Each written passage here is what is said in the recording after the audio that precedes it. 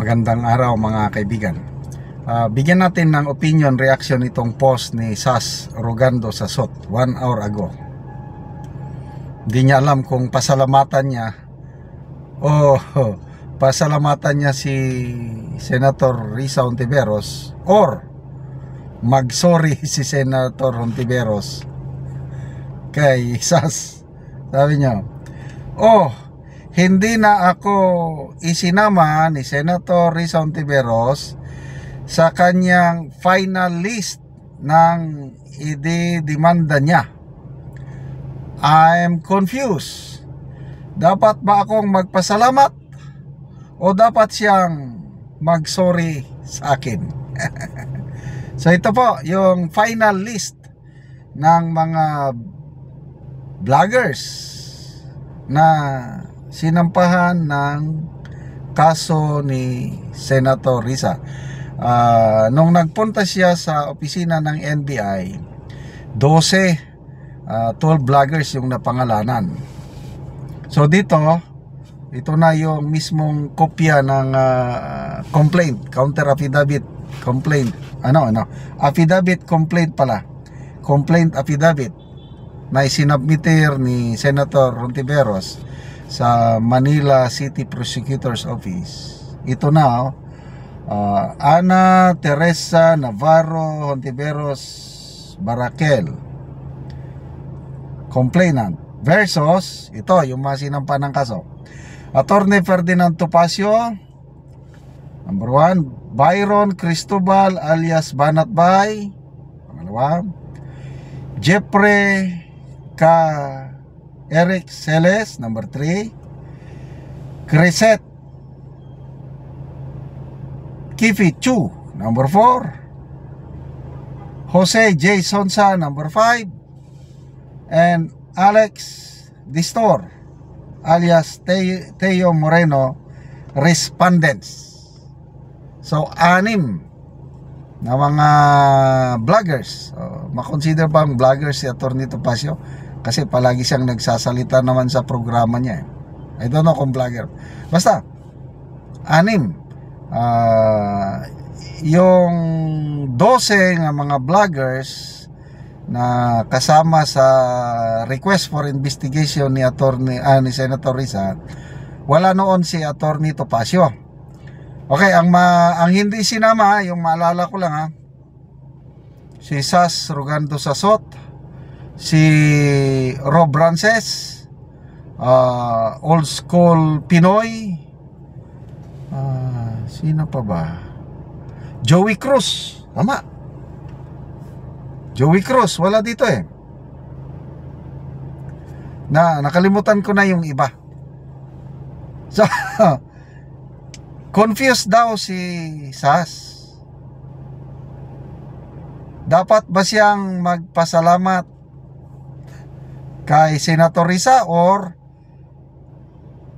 dapat humingi ng sorry si Senator Risa kay Sas? Or sa mga ang isang apektado ay si Dr. Rob Rances. Kasi sabi niya, yung mga latest post niya nung nalaman niyang kasama siya sa NBI request for investigation, sabi niya, mag-ilang buwan pa lang akong nag-vlog, 4 or 5 months pa lang ako, nagko-comment man lang ako, o opinion ko lang sa lahat ng mga post ni Dr. Rob Rances. May disclaimer siya, this is just an opinion, sabi niya. Nababantayan ka, opinion lang niya yun. Kaya nung isinama siya ni Senator Risa Hontiveros doon sa kanyang request for investigation, nag-react siya. I'm just a father, sabi niya, I'm just fighting for the right of my children. Bakit niyo ako isasama? So ang dami niyang post tungkol niyan. Ngayon na hindi na siya kasama sa final list, katulad ni Sas, matutuwa na yon. Hintayin natin yung kanyang Sige, mag-comment kayo. Kung ako si Sas, magpasalamat na lang. Kasi Alangan naman mag-sorry ang senadora. Or mas maganda rin kung mag-sorry ang senadora, hindi happy ang lahat. Kaya lang malayo siyang mag-sorry. Kaya kung ako sa iyo, Miss Sas, magpasalamat ka na lang. Wala mang mawawala sa iyo kung magpasalamat ka. Okay, tingnan natin dito sa mga people who reacted. 9,200, 7,400 ang tumatawa. Sino bang tinatawanan nila? Si Sas o si Senator Risa? Tinatawanan eh. And then mga comments. Edwin Beher, sabi niya, grab a popcorn, eagerly waiting for Attorney Topacio's reply. Yes, talagang na-vlog ko na kanina. This is a real bloodbath between Attorney Topacio and Senator Risa. Talagang nakahanap ng katapat. Batikang abogado naman. Arkitin, sabi niya, wish granted for Attorney Topacio. John Raul Joven, tag her and say thank you. Baka nadiligan. Mars Shelley, paktay siya kay Attorney Topacio. Hasi Hayes, muse nila si Kipi Chu. Dali tama ya. Isang babae lang ang na-filean Attorney Topacio, Banat Bay, Jason Sa, Teo Moreno, sino pa yung isa? Nag-iisa lang si Kipicho na sinampahan. Grabe. Jasper Trillana, Sas, ang pinaka-importante sa lahat yung part na ng legal document, yung KIFI. Sana maging landmark case. Maristel Panela, ito marami talagang nag-aabang dito kay Attorney Topacio. Attorney Topacio, kailangan ng popcorn. Attorney Topacio waited for this. I'm sure masayang masaya si Attorney Topacio ngayon. Abogado pa naman siya, tapos gusto niyang ilabas ang kanyang ebidensya. O di sige, tingnan natin, real bloodbath yan.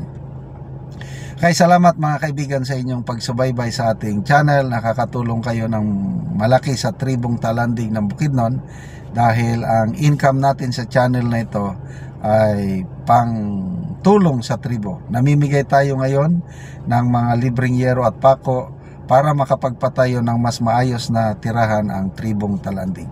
Panoorin nyo ang video na ito. Ang natabangan na maugsin. So mag-atop na yun niya siya karon.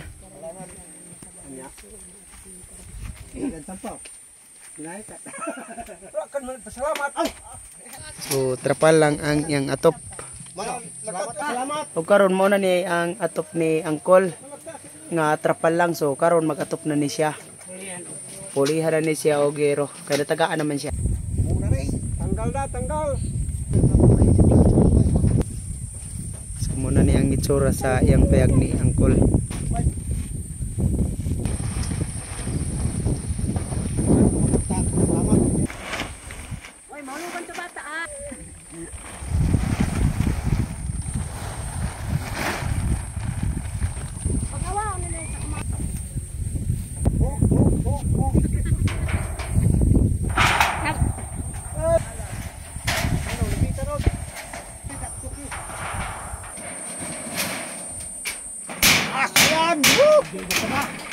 Karon naman na gyud ang balay ni Angkol sa pag-atop, so nindot na gyud siya nga tan-awon. Ako ga pasalamat yun sa una gid sa Ginoo.